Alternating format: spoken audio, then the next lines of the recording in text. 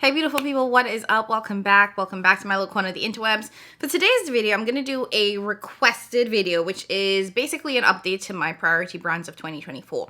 I'll be sure to link that down below if you were curious. Basically, my priority brands video is a just sort of an assessment that I did at the beginning of the year, talking about which brands I wanted to focus on for the year.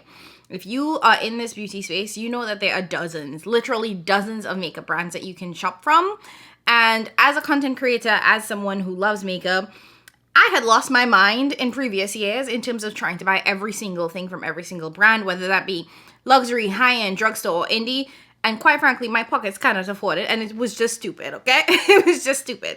So for 2023 and 2024, I did this thing where I kind of paused to figure out, like, okay, what are the brands that I want to focus on? And if you go back to that original video, which, like I said, I'll try to remember to link down below, I decided that I wanted to take people to the club. We were going to Club Jamila, and there were two sort of entry points. VIP, which were the brands that I was more or most likely to purchase from, or most likely to focus really heavily on. And then there was general admission. And there ended up being a little bit of a wait list. But that's what this sort of started off as. And now we are about halfway through the year, so I'm glad one of you guys requested that I come back, reflect on the brands that will on those two priority lists, and let you guys know how I'm feeling right now. So if you want to see that, go ahead and hit that subscribe button. Keep on watching because we're about to dive right in. Okay, and full transparency before we dive in, I just want to say I'm having a day. I am having a week, and I'm sorry if my energy feels a little bit off, is because I'm trying to figure out how to not be mad right now, because this has been one of the hardest weeks for me, just saying generally. And this morning I go out to go to church, and somebody has hit my car, a parked car. And I'm like, really, Lord Jesus? What did I do? You know? In the grand scheme of things, it could have been much worse. I could have been in the car, I could have been driving, it could have been like a legit accident. But like, I'm just annoyed by the whole thing. And I'm trying to not be annoyed and just be grateful for the fact that, like, to my knowledge, nobody was hurt. Definitely looking at the damage, nobody was hurt. But now I have to come out of my pockets to fix it because, like, it's a little bit dented in and there's paint scratches on it. And I'm like, really, bro? So I just wanted to vent on that for a little bit because I feel like I needed to release it. You know, I don't want to hold on to that, the irritation and the anger and that, because there's so many other things that are going on in the world, that are going on in my life. And in the grand scheme of things, this is not the biggest issue, but I'm allowed to feel mad for a minute. So I just took my minute to feel mad, and I took it with you all. So thanks for letting me rant on that. But like, let's go ahead and get into the video because that's what y'all came here for. So a little bit of context in terms of the priority brands. When I actually went back and watched the original video, and one of the things that I saw is that my approach to the priority brands for 2024 was there was kind of like three main criteria, which is how I decided whether or not a brand made the list and where they fell on that list, i.e. whether they were in VIP or whether they were in general admission. I think first and foremost, it's just kind of like my general excitement about the brand. Like, is this a brand that tickles my pickle, makes me feel a little bit excited, and I am drawn into their releases. The second big criteria was, is this a brand that's improving? And this was very specific when it comes to indie brands, because I feel like with more established brands, they have a very clear-cut routine. You just kind of know what to expect with it. But with indie brands, it's like things can go left really quickly. And what I look for are indie brands that are constantly improving, whether that's their packaging, their formulation, their customer service, especially their customer service. I want to see that a brand, especially an indie brand, is becoming more innovative and doing things to become better, to become more mainstream. So that was the second biggest criteria. And then third and finally is this going to help my channel? Which, honestly, I feel like there's a two-sided approach to that, because the thing is that I started my channel not just for the fact of, like, wanting to make money off of it or make this a business, but the reality is that this is a second job for me. So when it comes to the content that I create and the products that I purchase specifically for creating content, it needs to make sense. So if I'm shopping brands that are not super helpful for the content, and by that I mean y'all don't care to see it, that did play a factor in how I approach this as well. So what I'm going to do is go through the VIP list, tell you guys what I started off with those brands. Are they still on the VIP? Have they been demoted? How are we feeling now? And I'll do the same for general admission. And then I think I'll talk a little bit about my waitlisted items. So this shouldn't be a super long video, but buckle up, let's go in. Okay, so starting with VIP. Now, in the original video, I said that my VIP list went from 7 brands down to 6. So in 2013, 2023, not 2013. In 2023, I had 7 brands in VIP, and then that dropped to 6 in 2024. So the first brand that I talked about in that video was Blend Bunny Cosmetics. Blend Bunny is still a priority brand for me for a couple of reasons. You guys know I'm an affiliate with the brand, so I do get their products in PR, and those videos tend to do really well. And Blend Bunny is also a brand that I think just continues to improve. Again, going back to that criteria, right? Are they growing from strength to strength? Are they getting better? How are they doing with customer service? All of that fun jazz. And I feel like Blend Bunny is one of those brands that I see becoming more and more mainstream. I talked about this in the original video as well, where it's like, oh, they're being worn by celebrities and red carpets. And not only that, they're being sold in major retailers, making it more accessible across the world. So I am just so excited to see Blend Bunny sort of expand and grow and continues to stay true to like what works for them. You know, they've always done very matte heavy palettes. The matte formula has been spectacular. It's still my number 1 matte formula till this day, and nothing has been able to top it. So it's still very much a priority brand for me. Regardless of whether or not I get PR from the brand, I will still continue to consider it a priority brand. And it hasn't moved because there hasn't been a lot that the brand has released so far this year. Their first release was the Ellis collaboration, which honestly, I'm still filming it. I think I filmed 2 looks and I want to do 2 more. Who knows when that's going to go up, y'all. But I will say that having tried the palette twice now, it's still the perfect Blend Bunny formulation. Where it kind of fell short for me is that palette was huge. It is huge. Honestly, my wrist hurts holding it because I got tendonitis and I can't be holding that for too long. So it wasn't the most exciting release of the year, and that's the only thing that they've put out so far. So as of right now, I'm not crazy excited about it because they haven't really done anything but to either get off the list or like to change it anyway. So still excited by Blend Bunny. Really looking forward to what else they have coming out throughout the year, because I know that the owner has teased, you know, venturing into new things.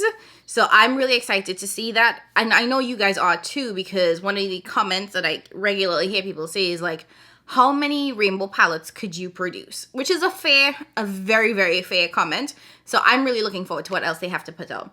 Aside from the Ellis collection, the only other thing they released this year was a mascara, which honestly is a really, really good mascara. I'm wearing it right now. I've been wearing it for some time. I traveled with it the last 2-3 weeks. So love it. Nothing to say there. So they are still in VIP status, okay? The next brand that was in the VIP category was Fantasy Cosmetica. And they're still there, you guys. I can't say that they're going to move because Fantasy Cosmetica also hits all the criteria that I talked to you guys about in terms of, am I excited by it? Do I see them growing and becoming better? Absolutely. So far for the year, Fantasy Cosmetica hasn't had like crazy releases. They have done 2 new palettes, both of which are blue, which was an interesting choice in my opinion. But the first blue one honestly had me a little scared because it was dusty, it was ashy, it was not it. Just saying. The second blue palette, however, excellent. I do have a video up on it now, so if you are a darker complexion, go for part 2, not the first one. And in addition to the second palette, Fantasy Cosmetica is one of those that continues to release new products and add to their collection.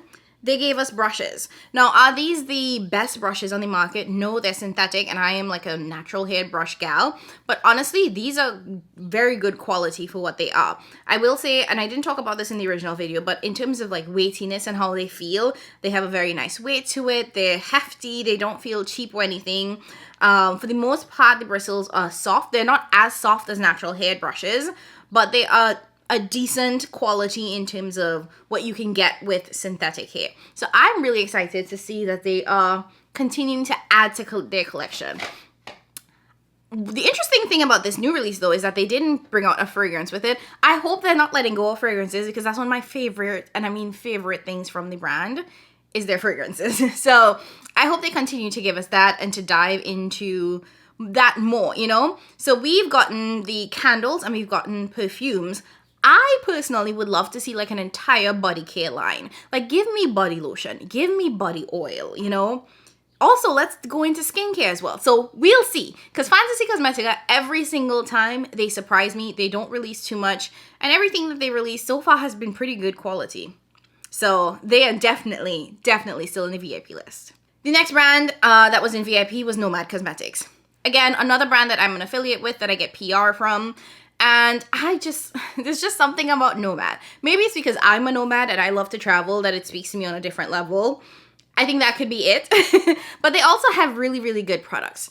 Similar to the two previous brands, and I think this is also why I appreciate these brands, is that they don't release excessively. So for Nomad, they've actually had, I believe, 2 releases for the year. One was the, what's that, Irish, I think. It was based off of Ireland. So it was a very green palette. And then they had the mini palettes that just came out. I just did a video on that. Those were really nice. Honestly, the Oslo palette, I think, is my favorite from it. This is like one of the best cool tone palettes I have in my collection. Amazeballs. So I really enjoy that. And Nomad, I think, is also one of those brands that I respect a lot because for the most part, their products tend to continue to be very reasonably priced.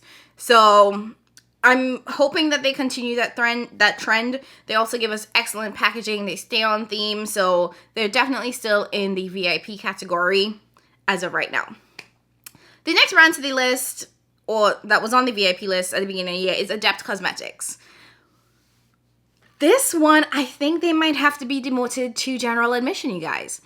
If I'm not mistaken, for the year, they've released 2 palettes. Cyborg, no, maybe 3.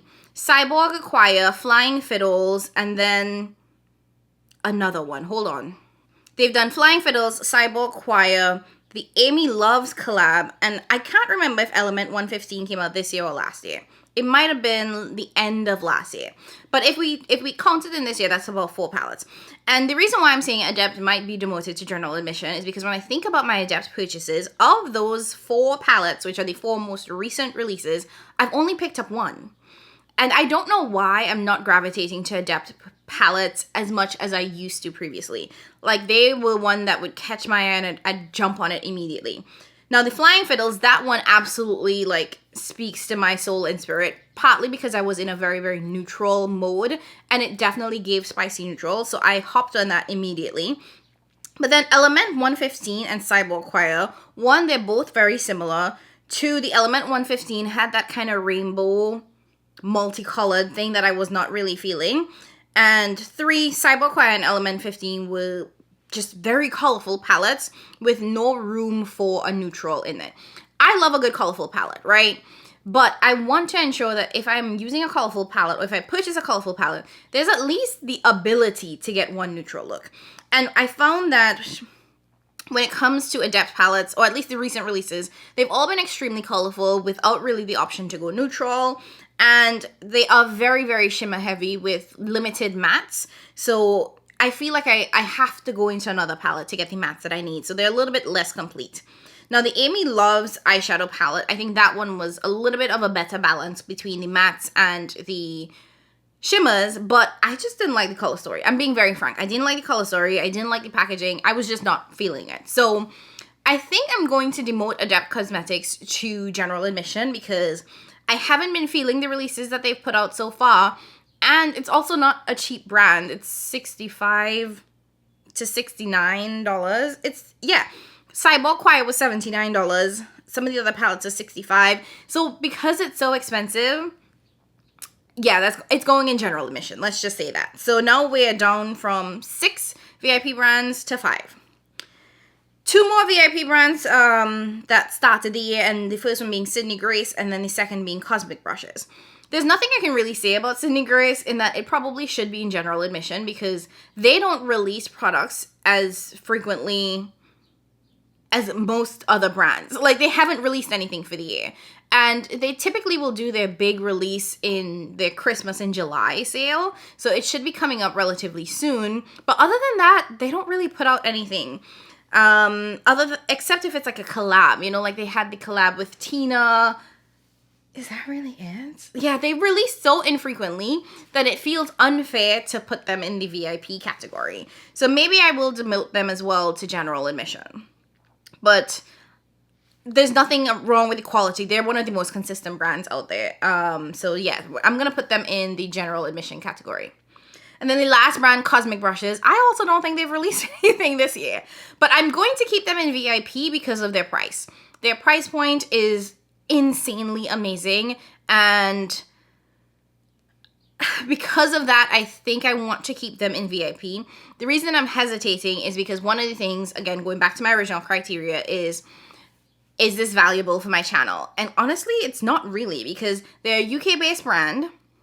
They do send out PR, so by the time I get products after they've launched, it's no longer like valuable, if that makes sense, in terms of who's watching, because there's so many creators that get it in advance and can create content around it. So it's not valuable for my channel, but quite frankly, it's pretty inexpensive. So for now, I'm gonna leave them in VIP, even though I don't think they've released anything for the year. Maybe they should be in general admission. No, let them stay in VIP for now. So, okay, we are down to 4 brands in VIP from 6 beginning at the year. So it's Blend Money, Fantasy Cosmetica, Nomad, and Cosmic Brushes. Those are the only VIP brands right now. Okay, now let's switch gears and talk about general admission. In 2023, I had 11 brands in general admission. Starting 2024, I had 8 brands in general admission. Let's see if they're still there. So first and foremost, Pat McGrath. Y'all know how I feel about Patricia. I absolutely love her, but geez Louise, what is the brand doing? I don't feel comfortable demoting her any further, so I'm going to keep Pat McGrath in general admission for now. But let me just say that everything that they've released this year has been boring. Every single thing. So I'm bored. And I really, really, really want them to win and give us something of like value and substance. So I'm holding out hope for it. This is just like me trying to be hopeful situation. But let's talk about Patricia's cousin, Tasha, okay? Tasha is in general admission as well. And I think Natasha needs to be in the waitlist. And I'm being a little bit petty here. So bear with me, because I don't feel the same level of like love and warmth for Natasha as I do for Pat McGrath. Maybe it's because Pat McGrath is a black woman and, you know, she's the dom, and I will always support or try to elevate a black woman that's doing good. But Natasha got me mad once she released that universal palette that's supposed to do everything that we know don't work for everybody, okay? So I'm going to waitlist Natasha Denona just because I'm still irritated by that. And not only just that, I said this in the original video. When it comes to Natasha Denona, I'm not exactly checking for anything else she produces other than her eyeshadows. And considering that Natasha is a mainstream brand, considering that she's luxury mainstream, I feel like I should be excited past her eyeshadow palettes. And I'm not. You know, I don't care for her lip stuff. I don't care for her cheeks or anything like that. I don't care for anything else Natasha Denona produces. And quite frankly, I think her eyeshadow formula is okay. I know people rave about it. I know for a lot of people that's their number 1 eyeshadow formula, but it's not for me. It's not even top 5. Ooh, I don't think I've ever said that out loud before. I don't think I've ever said it out loud before, but yeah, she's not even top 5 for me. Just saying. Just saying. And like I said, that universal palette really annoyed me. And taking that aside, I don't know what else she's released this year. To be very honest, a re-release of the gold palette, not really interested. Yeah, so I'm gonna waitlist Natasha Denona. Just, how about you sit in a corner until you give us something that gets me excited. The third brand on the list in general admission, Glamlight. I'm going to keep Glamlight in general admission because I do think that Glamlight has some really nice releases. I think that they are so good at doing collaborations. I wish that they would go outside of that, but if that's their niche, if that's what they've decided to take the brand, that's totally, you know, that's their prerogative. And I love the Glamlight price. I don't know if it necessarily does well on my channel, but in terms of the price, like, you can't beat how much Glamlight charges. I mean, right now they're doing a sale and everything is on sale. I think the website is 40% off and everything's included. So I appreciate that with Glamlight, you can actually get palettes for less than $10. it just, and the quality's good. You know, is it the best eyeshadow formula on the market? No, but considering the price, it's really, really good. So I'm going to keep Glamlight in general admission for now. Another brand that I think is about to be waitlisted is Odin's Eye Cosmetics. What are they doing? I don't know, man. They just released some new single shadows. And I was feeling like this in the original video where it's been kind of hit or miss with them. I don't love everything that they produce. It's just not, it's not feeling it right for me anymore. So I think I'm going to have to demote Odin's Eye. I'm just kind of over it, if we're being honest. So they're going to go onto the waitlist. Esom Cosmetics, they're in general admission, and they were in general admission even though I love the formula, because they're a makeup artistry brand that does not release very frequently, and they're also not releasing products for me, if that makes sense. You know, they're for makeup artists. Granted, of course, you can use them, but like, I think that they're just going to stay there because I personally love their products, and I just think that they're absolutely amazing. And I do get excited when they have a release, even though it's not as frequent as some other brands. It does make me very excited, so I'm going to keep them on the general admission list. Number 6 is Chanel. There's just something about Chanel, man. Their collections really do get me excited. So I'm going to go ahead and keep them in general admission as well, because that trio, that face trio that they came out with, the depth, the quality, it was good. It was really good. And they hit that criteria. You know, like they get me excited. I get excited when I see their products. And they also perform extremely well on my channel for some reason. Okay. Another brand that's going on the wait list, for sure, Notoriously Morbid. They were originally, I believe they started off VIP and then they got demoted to general admission. And now they're getting demoted again. Because ain't no way. They need to figure out a way to fix their fulfillment times. Or I would just say come out and say these things are a pre-order and give people like a better understanding of how long they have to wait. Now, I purchased 2 palettes in April because they were having a buy one get one free sale. I don't know where my palettes are. I have no idea when I am expected to receive my palettes. I have got no kind of communication letting me know. And they said that their fulfillment times are 20 to 30 days. We're in June, the 2nd week of June. I'm tired, you guys. And I knew I was taking a risk buying it because they've had this issue for months now. But I'm just, once I get those products, if I get those products, I'm done. They're going to be on the wait list because they need to figure out their fulfillment times, or to just come straight out and say, this is going to be a pre-order. It's going to take 3 months. That's my thought process, but they're waitlisted. Another one that's coming off this list, and I don't even think it's going into the wait list. I think I'm just taking it off entirely, is ABH. I don't know why ABH was on this list. I think last year they had a couple of releases, or the last couple of years. Well, one, they slowed down their releases significantly, and all of the new products that they've released were actually quite nice. The quality is really good. It's pretty mainstream, but like that's what some people want. They're not into the indie products like that. And yeah, I don't know if it's like my cup of tea, or okay, I shouldn't say that because I would probably buy it if they came out with something else, but I'm not interested right now, you know, and they don't really release a lot. So I'm just going to take them off the list entirely. Like, they're not one that I necessarily need to be checking for at all. But maybe if they do release something, you know, because I do think that they would be a brand that would perform well on my channel because of how accessible ABH is. They're still pretty well known too, you know. So we had 8 brands on the general admission. Let's see how much we have left. We have Tasha, Glamlight, Esom, Chanel. Oh, that's 4. So we've kicked 4 brands off of general admission. And in terms of the wait list, I said that Natasha is going to be waitlisted, Odin's Eye, and Notoriously Morbid. That's 3 on the wait list so far. Now, there are a couple new brands to the list, if you want to call them that.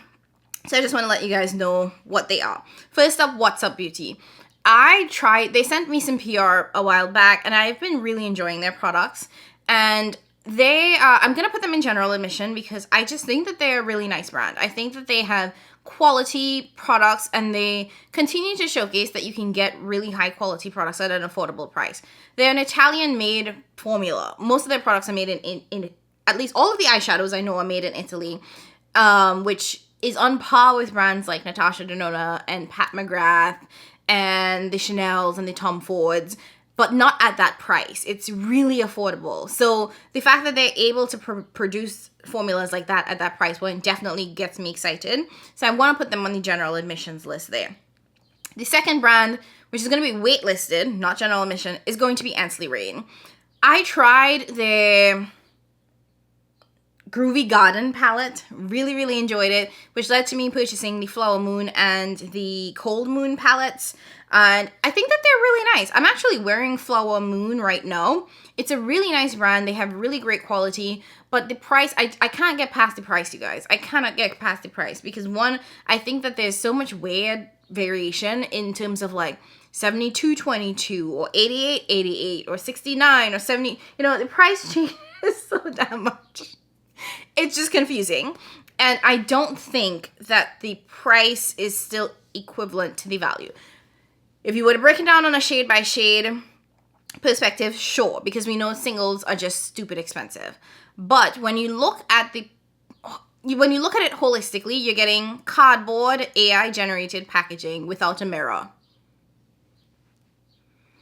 And that I think is like, there's no way you can be charging me $88 for that. No, ma'am. So because I like the quality. I don't want to say anything bad about the quality. The mattes are matting. The shimmers are shimming.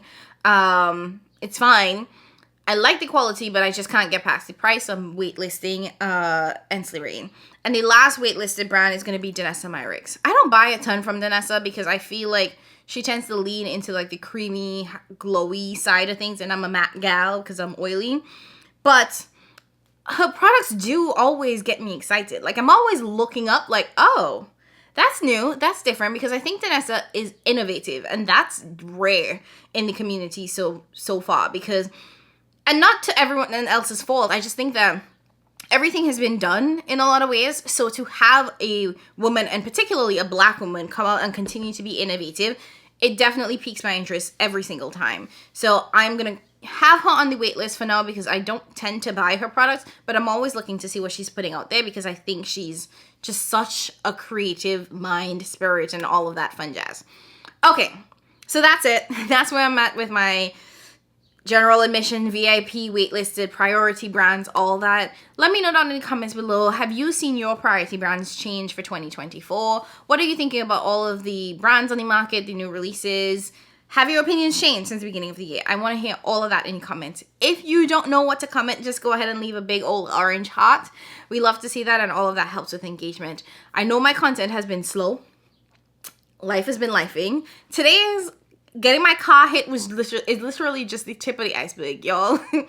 When everything has settled and I'm at peace, I will give you all the full story. But as of right now, life has been lifing, and I'm just trying to keep my head above water. So thank you so much for rocking with me and with the slow uploads. I appreciate you all so much more than you know, and I'll catch you in my next one. Bye, guys.